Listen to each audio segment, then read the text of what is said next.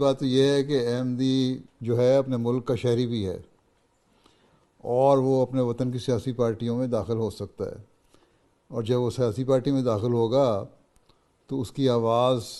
اس ایوان تک بھی پہنچے گی، ان لوگوں تک بھی پہنچے گی جہاں وہ پیچھے رہ کے نہیں پہنچا سکتا، اور ان کی جو پالیسی بنانے میں اگر اس کا کردار ہے تو وہاں ایسی پالیسی بنائے گا جو ملک کے لیے فائدہ مند ہوگی، کیونکہ ایماندارانہ رائے اپنی پیش کرے گا وہ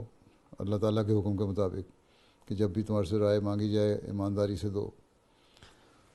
تو اس میں کوئی حرج نہیں ہے کہ سیاسی پارٹیوں میں شامل ہوا جائے، دنیا میں کئی جگہ شامل ہوتے ہیں۔ جب ہندوستان اور پاکستان سب کانٹیننٹ اکٹھا تھا اس وقت بھی نمائندے ہمارے سیاسی پارٹی میں شامل ہو کے نمائندے پارلیمنٹ کے بنتے تھے۔ پھر پاکستان میں جب تک احمدیوں کو غیر مسلم قرار نہیں دیا گیا، پاکستان میں احمدی نمائندے مرکزی پارلیمنٹ میں بھی اور صوبائی پارلیمنٹ میں بھی بنتے رہے۔ پھر یہاں دنیا کے اور بہت سارے ملک ہیں، افریقہ میں ہمارے بڑی تعداد ہے، اور وہاں سے پڑھے لکھے لوگ بھی ہیں، سیاستدان بھی ہیں، شامل ہیں جماعت میں، اور وہ پارلیمنٹ کے ممبر بنتے ہیں، منسٹر وغیرہ بھی بنتے ہیں۔ اس لحاظ سے وہ اپنا ملک کی بہتری کے لیے جو کردار ہے اس کو ادا کرنے کی کوشش کرتے ہیں۔ اسی طرح یورپ وغیرہ میں بھی جہاں جہاں موقع ملتا ہے شامل ہو جاتے ہیں۔ اس لیے کوئی حرج نہیں ہے کہ ملک کی سیاسی پارٹی میں شامل ہوا جائے، نہ ہونے کی کوئی وجہ نہیں ہے۔ جب ہم ایک شہری ہیں اس ملک کے، تو اس ملک کا جو بھی نظام حکومت ہے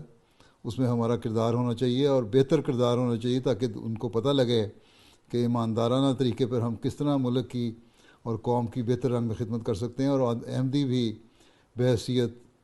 وطن کے شہری ہونے کے ملک کے وفادار ہیں، اور اس کی بہتری کے لیے ہر قسم کی مدد کرنے کی کوشش کرتے ہیں۔ باقی رہ گیا مزاحمتی تحریکیں، ایک تو یہ یاد رکھنا چاہیے کہ کوئی بھی ایسی تحریک جہاں توڑ پھوڑ، فتنہ اور فساد ہو، اس سے بچے۔ اگر ایک حکومت قائم ہے اور حکومت کی طرف سے کوئی پروٹیسٹ ہوتا ہے تو اس میں ضرور احمدی کو شامل ہونا چاہیے، کیونکہ وہ ایک حکومتی حکمت عملی ہے اور حکومتی پالیسی ہے، اس کے مطابق وہ کام کر رہے ہیں۔ اس میں جنگ بھی شامل ہوتی ہے، اس میں حکومت کی فوج میں یا پولیس میں شامل ہو کے اگر لڑائی کرنی پڑے تو لڑائی کرنا بھی چاہیے، جس طرح بہت سارے ملکوں میں احمدی فوج میں شامل ہیں اور اپنا کردار ادا کرتے ہیں، فوجی ہونے کی حیثیت سے ملک کی طرف سے لڑائی کرتے ہیں۔ لیکن ایسی تحریکیں جو حکومت کی بیک اپ نہیں، جن کو حکومت کی پالیسی جو ہے ان کی پالیسی کے خلاف ہے، اور وہ تحریکیں صرف آزادی کے نام پہ اپنے مقاصد حاصل کرنا چاہتی ہیں، ایسی تحریکوں سے احمدیوں کو بچنا چاہیے، ایسی جماعتوں سے بچنا چاہیے۔ ہاں، اگر حکومت کہے کہ ہاں اب قربانی کا وقت ہے ملک اور قوم کے لیے، اور فوج میں شامل ہو اور حکومتی پالیسی کا ساتھ دو، تو وہاں احمدی کو ضرور شامل ہونا چاہیے۔ لیکن ہر پارٹی میں شامل ہونے سے تو فتنہ اور فساد پیدا ہوگا، اور فتنہ و فساد بڑھے گا۔ اس لیے یہ تو جائزہ لینا ہوگا کہ جس پارٹی میں آپ شامل ہو رہے ہیں، جس گروپ میں شامل ہو رہے ہیں، اس کا حکومت کی نظر میں کیا کردار ہے۔ اگر بعض دفعہ ایسی بھی تنظیمیں ہیں